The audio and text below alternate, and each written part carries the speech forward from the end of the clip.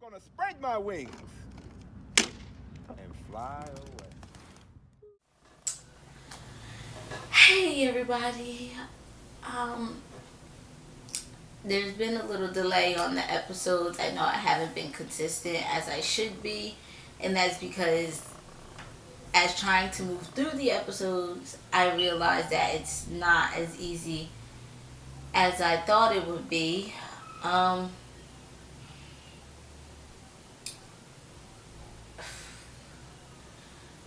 But today, I was having a bad day. I had a good day all day long, and then it's like you see videos that spark back memories, and it makes you realize how much you miss the people that you've lost. And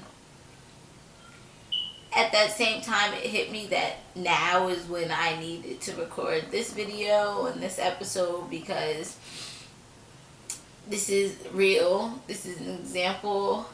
This is in my raw state of one of my bad days. Like, I'm at that stage where I know I'll get through this day, but it doesn't change the fact that right now I still feel like that lost person at that time when I lost these people. And this video was going to be dedicated to my aunt, Denise, aka Necie, have her name tatted on me as well. My aunt goes hand in hand with my mom. That was like my heart. And I'm just missing her a little extra today. For everyone who knows me, they know, along with my mom, my aunt raised me. And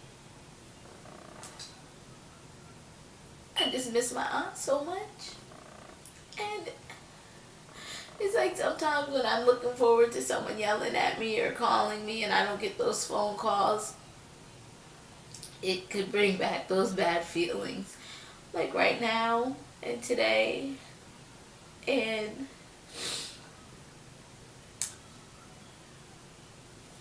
I guess I'll get into her story.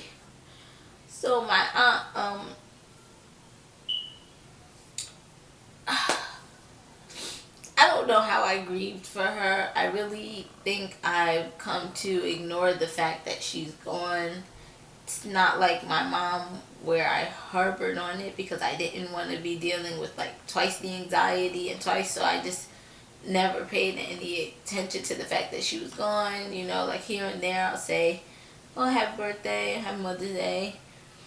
But I never took the time to really grieve for her. I just truly ignored it. And today's just one of those days where you think about that time period. And it's like, I remember that day I had went out to handle something. Then I went to court with Tatiana. And they called me and said she was on her way to the hospital. And I remember when I left out that morning, she was a little off. But I just thought her blood sugar was low. So it's like, it makes you think, like, if I was home, would I have noticed that something was off with her? Or gotten her help earlier, and then she wouldn't have been in that situation. But like, you can't say what if once they're gone, because they're gone. And I don't remember what happened. I went to see her in the hospital. She was a little out of it. Then I get a call saying that she's on a ventilator, she's on a breathing machine, and I was completely confused. And after being so scarred, after seeing my dad on life support, I didn't want to see my aunt like that, because that's my aunt. So I didn't want to see her. I didn't want to see her like that. So for the whole time that she was in the hospital, I wasn't going up there like I should have been. Until they said they took her off the machine. She was talking a little. And I remember me and my uncle, I took him up there to see her. I went to go see her, and I remember her telling me she couldn't do it anymore. And she's been in the hospital a lot of times. She, the year that my mom passed, she had got from her knee down amputated. She deals with diabetes really bad. So she's no stranger to the hospital, but I could tell it was different the way she told me that she couldn't do it anymore besides the machines and the tubes. I knew she wouldn't have wanted to live that way, but you know, you don't ever want to give up. I was hoping for a turnaround. Everyone was like, oh, we can't give up. She's not gone yet. So I was just waiting, and not going to see her. And they switched her over to Perth Amboy Hospital. And I remember I went to see her one time, and she grabbed my hand, and she looked at me. And when I went home later on that night, before I went to bed, I just prayed and I asked God, as bad as I don't want to lose my aunt, can you please just take her and put her at peace? Because I knew she didn't want to live that way. And I didn't even have the courage to go see her. But when I woke up that morning, I woke up to everyone walking in. And I was sleeping on the living room floor. And I woke up and everyone was walking in, and I already knew what time it was. I knew they weren't coming with good news, but it's like I was in a sense relieved, but it hurt so bad knowing that my aunt was not going to be here anymore, just like my mom.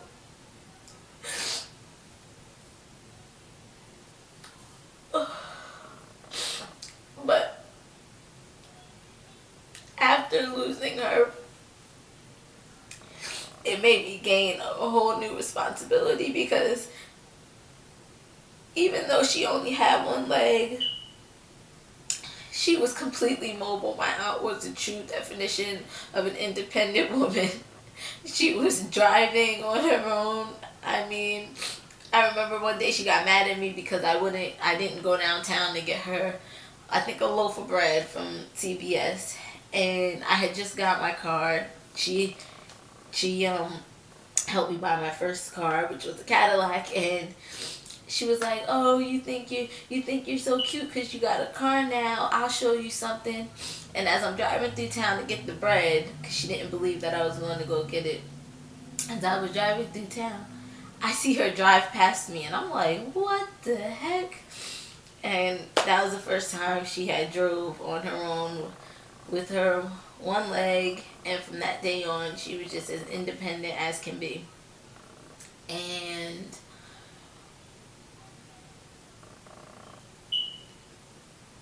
I just wish I wish she was still here, but she really did for herself as far as my uncle and everything. So once I lost her, I had to step up for my uncle, who was blind, and take care of him. And so that was where my focus went. It made me the head of the household. I had my sister, my kid, my uncle, and now a whole new level of responsibility. And I never understood how much my aunt dealt with until I lost her, because she was one hell of a woman. The responsibility that was on my shoulders, and I had two legs, and I had my health. I couldn't imagine being in her position and not having my health completely, and dealing with what she was dealing with. And then on top of that, you got this teen that was walking around being a pain in your ass, because in her eyes, I could do no wrong. She would cuss me out all day long, but at the end of the day, I know she had my back 100%, and she, whatever I needed, whatever I wanted, she was there, and that was my entire life. So I just always appreciated her, and I'm sorry if I keep losing my train of thought, but it's just,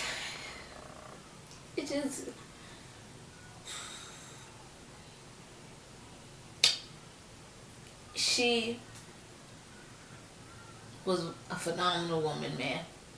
And thanks to her, I knew how to get up off my ass and take control and take that responsibility. And I felt like while I had her here, I could have utilized her help to get ahead in so many other ways. than what I did. So I felt like I failed, but I felt like she installed in me how to get ahead once she was gone.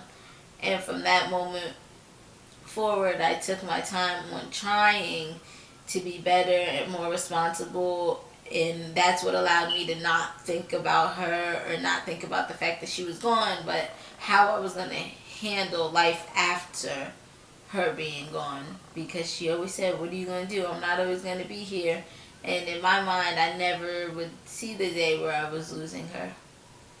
So it it really hurt. And I'm trying to be transparent with you guys to let you know, like, every day is not easy, and it's not easy to get up here and talk. So it's not that I'm strong. It's just that I've had a little bit of time to heal these wounds where they don't hurt as often as dealing with the pain every day and me walking around being angry. But that was normal for me too, because that is what I did. And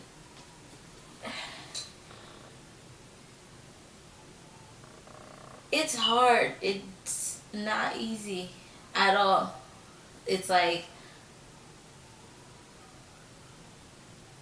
to me, this is life after death. I don't know what the afterlife is for them, but for me, it really, one day everything could be fine, and it's the smallest thing that could trigger you, and then you feel like you're negative, or you're dwelling on the bad things, and you're not. It's just that sometimes I find myself not being able to find the positive in losing them.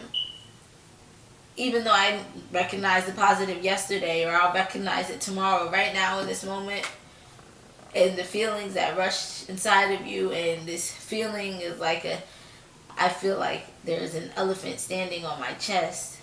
Those feelings don't just disappear forever. Well, for me at least. I can't speak for everyone, but for me,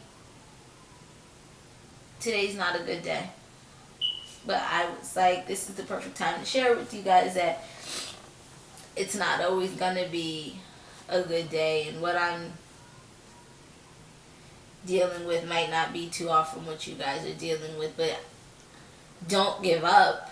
You have to know that you're not gonna have great days all the time, and use that as motivation to create as many good days as you can. And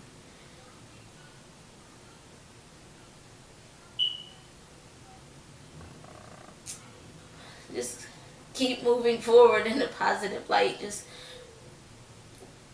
don't dwell on the hurt, and dwell on the positive memories that you have, because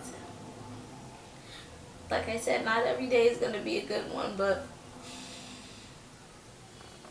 the good ones are worth having. The bad days make you appreciate the good days so much more, because if I didn't have those good days, I would still feel like I was stuck in this dark place. And now I don't feel that way. I feel like this is just temporary for me while these emotions are flowing out of me. And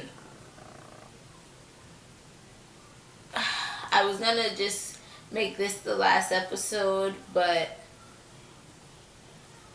I think after the ways I've matured after losing my aunt, after next episode where I talk about the very last person I lost and the most recent, I'll be able to explain to you guys where I am now and how I really got there. Because like I said, losing my aunt gave me a whole different set of responsibilities, but losing my uncle did something completely else, and I'm not going to get into that, but just get into steps of those are the people that shaped me, and how I'm living life without them afterwards. And I can't wait for next episode. That'll be not the final episode, but that'll be the last one upon life after death while living for me. That'll be it for me, and then I'll do a closeout episode after the next one. But the last episode really going to help. This has been helping me, you guys listening, me being able to talk and just open up about the people I've lost, And I appreciate you guys for listening. If you can, next episode was really gonna be a special one for me. I don't know if I'm ready for it yet, but just like, comment, subscribe, and hit the little bell. I know it's located somewhere on there so you can get a post notification for when this next video goes up. And for all of you dealing with loss, I really hope my videos help you or reach you in a way that maybe you're willing to open up or find the help that you can or need, because it's never going to go away, but it gets a little bit easier with time. And I thank you guys for listening.